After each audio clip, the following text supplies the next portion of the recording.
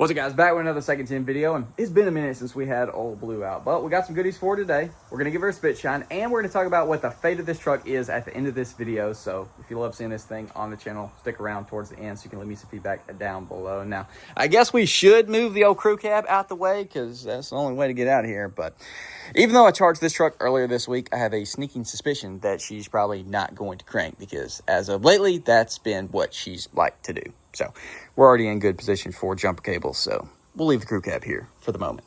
Let's see if this thing will crank.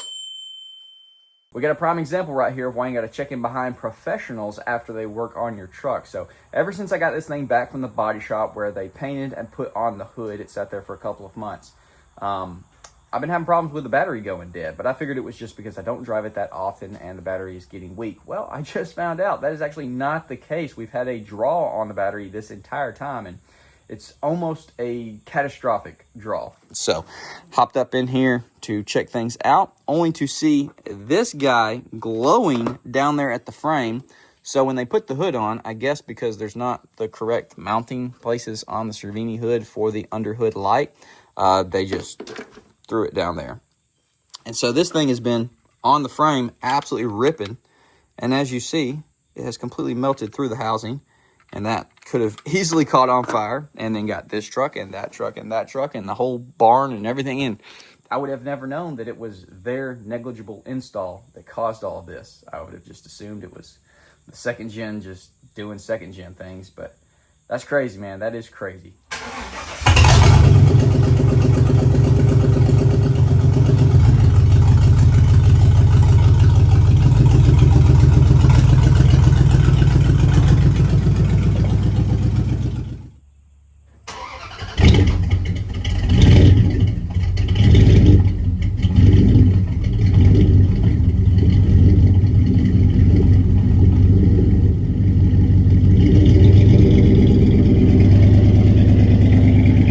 Before we get into the goodies and the other things that we have planned for this truck today, we've got to do one thing real quick, and that's get our steering wheel straight. When you go up, the steering shaft turns, and that makes your steering wheel turn. And so I don't know why I didn't fix it when we put the lift kit on there, but I've been driving around with freaking steering wheel completely sideways. So let's go ahead, hop in the truck, get our steering wheel straight, and then we'll adjust our tires straight as well.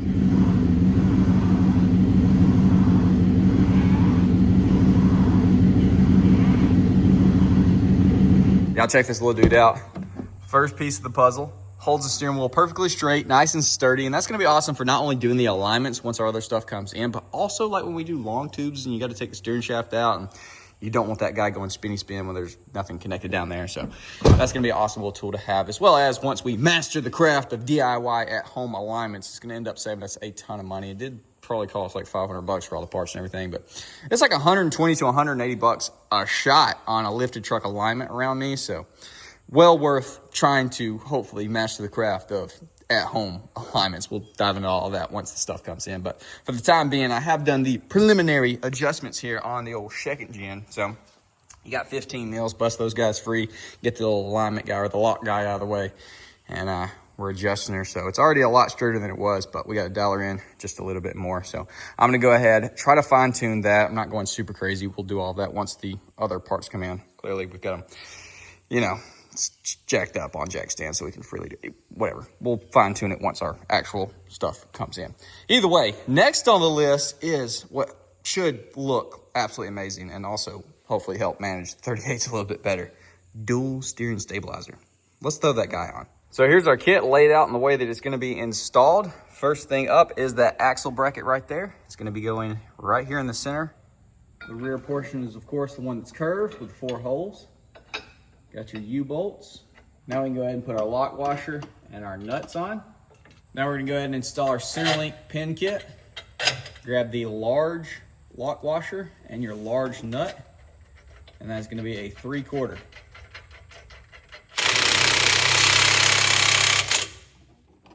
Now we're putting the passenger side bracket on. This one is going to be more at a downward angle to get the shocks level versus the driver's side is going to be at a more of a flat angle, which I'll show you all in a second. So roughly this is how your passenger is going to be with the bracket, like the flat part pointed in the truck, and it's like tilted down, of course. And then the driver's side is gonna be more like this. We gotta rotate it up some more flat, but it's basically the same way as that one. They're not facing towards each other like you might think. You gotta have the additional room. So not on there super tight because we're gonna have to play around with it. And the next step, which is putting our shocks on. We can go ahead and loosely put our shocks on now. Just slide that guy on, and we do want to go ahead and put one of our cushions on here. I guess let's put that guy on first. Slide it in, and then get that guy locked in. Same for the other side. Push that in. And there she is. All right, sick. So now clearly we got to bring this guy up into the actual mounting location. Make sure it clears that bar and everything, and then we can fine tune each side to get this thing sitting perfectly flat. So, adjust this guy flat. We want to make sure that we have the same gap distance on each side of this chunk, or this to this. Yeah, I'm gonna bring it down to where this guy is level, perfectly level, because it's going up a little bit right now. We'll bring this down just a touch, because we can adjust this one up and down. But this one, because of the angle of the bars, it does have to have that guy pointing down so that this can come in at the exact angle as this one. Per the usual, I goofed on this one. You gotta have your little plate on this side of that cushion as well as on the back side of that cushion. And now that is installed correctly. Get this in back down. Throw our cushion on with the little nipple side towards the hole. Then that guy, and then the nut. Now for the centerpiece, go ahead and get that flat. Washer, washer, lock washer, and then nut.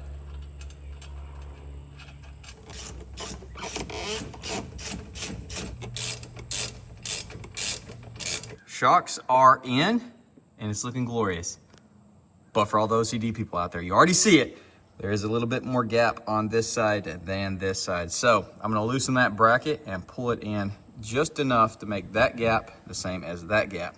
Well, I thought install was done, but even though it is installed per the instructions, it's tweaking me, the fact that it's not even with the center of the truck. It's even right there where it said to, in between the chunk, that sleeve and that sleeve of the raised edges, and it is even.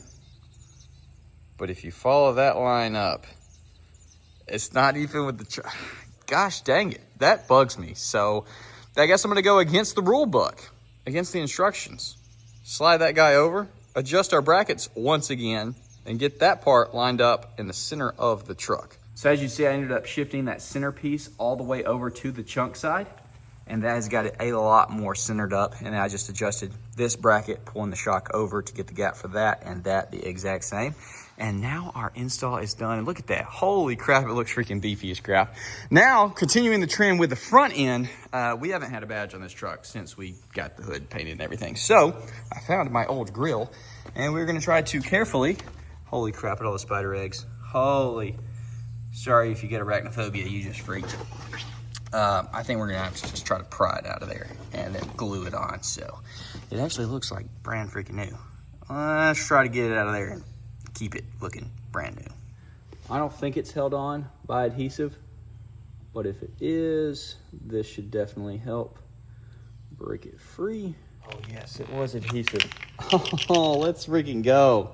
So the alcohol worked perfectly. Broke that free, and now the moment of truth, will this fit in the aftermarket one? And it looks like the answer to that is yes, it'll fit. Aftermarket one is a little bit larger, but I guess that's better than being too small. So I'm gonna go ahead, clean this up, throw some 3M on there and stick it on. And that's gonna look a whole lot better. And just like that, our emblem is on, and holy crap, dude, what a world of a difference. This thing looks incredibly tough with the emblem filling out the front end, as well as our new stabilizers. Dude, that looks freaking good. Stoked on that. Not stoked on the fact that it is, I guess, time to wash this disgusting thing, but Let me go punish myself for, 30 minutes to an hour. Get this old blue shined up. And then I'll catch up with y'all for the results. And then I don't know what else we're going to get into, but I'm sure we'll get into something.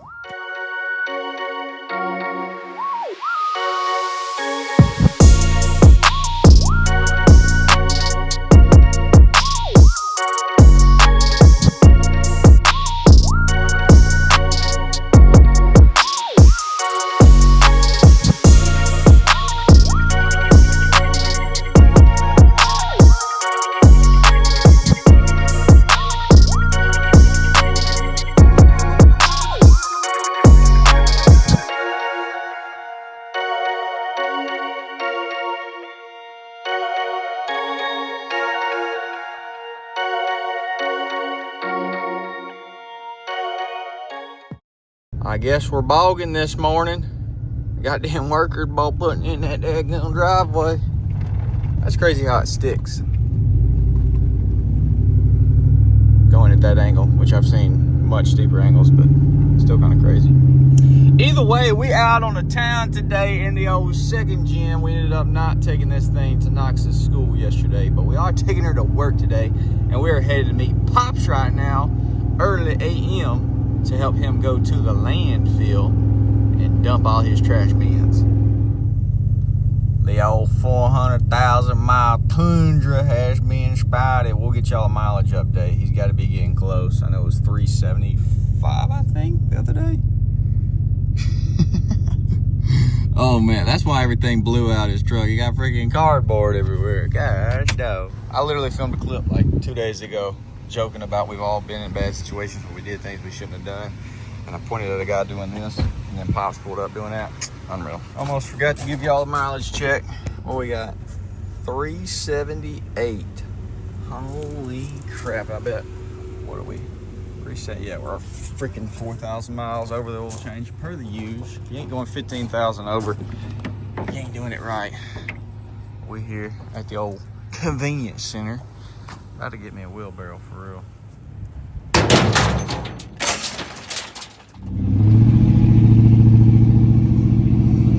Well, I guess this would be a great time for me to go ahead and give a little review of our steering stabilizer. So for one, we did not do great with the alignment. We got to pull her way farther over to get this steering wheel straight. But as far as the steering stabilizers, steering is definitely firmer, and there is definitely less kickback for sure. It is for sure handling the old dirty eights a lot better now. You're not sawing at the wheel, you're not hitting a bump in it, doing a bad bump steer or anything. So not only does it look good, but clearly it's doing its job as well. And when we get home today, we'll go back and do a re-tighten, because yeah, we want them summer guns on there real tight. But we headed into work now. Go grab us a monster and get to it, and then see what the day brings. Definitely not top 10 experiences going to the dump to start your day, because then you smell the dump the rest of the day, but at least it ain't hot. Tell you what, it's a bad day here at the Shell. The lady was in the bathroom. I stood up there for like 10 minutes. Maybe not. Maybe I'm being dramatic. 5 minutes. Anyways, whoever she checked out before me, their card got declined, and she didn't catch it. So she definitely having a bad day. And that guy's over there raising Cain because something wrong with the pumps. Yeah, the gas people are on their way. Bro, there's 45 gas stations. Go somewhere else. I don't know who you are, but I need your wheels and tires, please. Bro, the freaking squat rig on the boggers. Dude, that thing's disgusting. Bro, we got a whole lift kit in the back. This old boy in this thing. We got a lift in the back. We got the, we could chowing. Got the Denali. Dude, that thing is dirty. On the McGoys. 2-wheel drive. Holy crap, yeah. That boy done hit the ka-chow. I need them wheels and tires, dude. That thing is freaking... Oh, that's sick.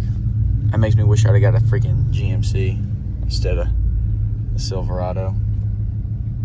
One day. That just gives us the opportunity, because we have not had it before. That thing's sick. Bro, we out here really pushing some miles per hour in the big girl. I don't think I've ever had this thing on the highway.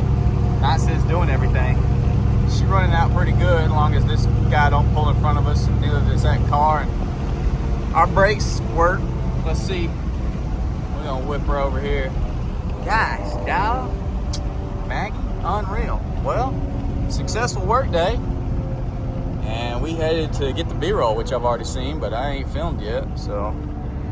I had to freaking come back and get the thumbnail right here, so whoever's truck this is, shout out.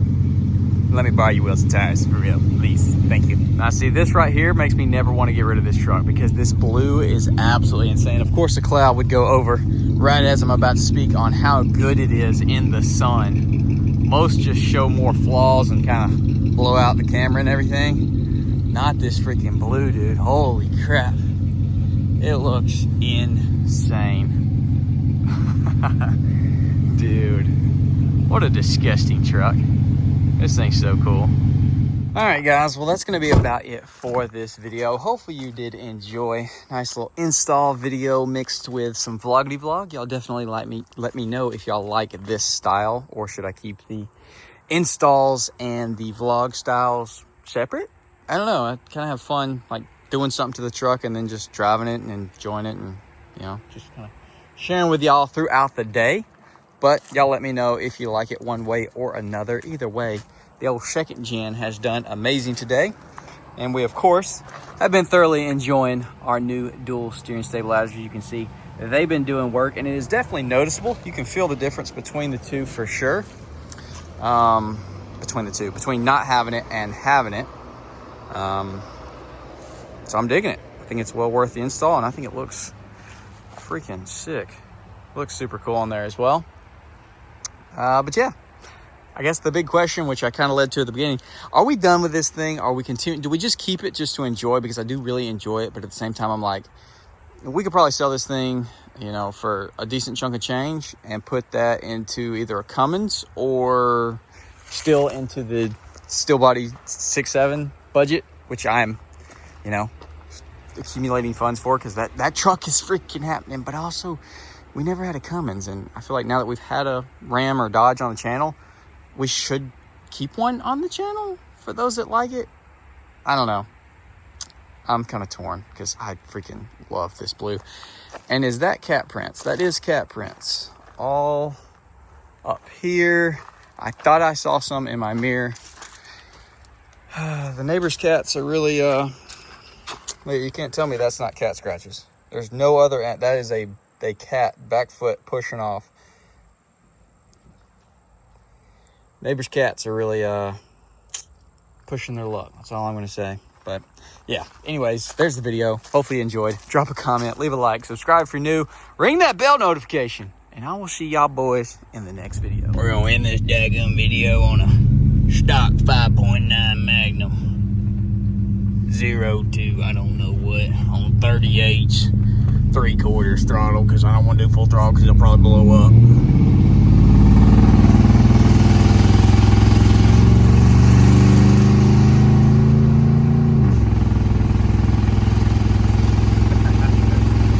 Probably half throttle right now. You boys terrify the old Magnum.